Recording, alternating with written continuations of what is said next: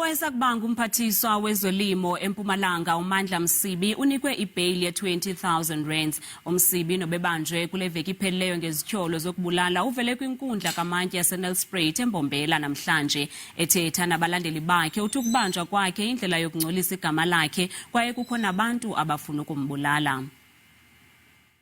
Lokho ke-arresta kuncane bafuna ukusibulala abantu. You must know. And I'm going to give you specific matters ukuthi ngisho ngani. Let me remind you, when I was in Kokta and she was in the Department of Sports, I'm just giving you a practical example so that we need mathematics.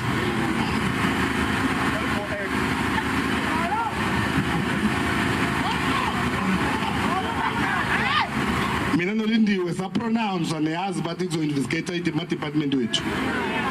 Namuhla naloku ayikho report yalama investigation.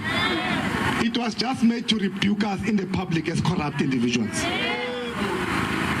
The reason was, by that time, the faction who were together at the time, it was Comrade Kindu and myself who was opposing their view.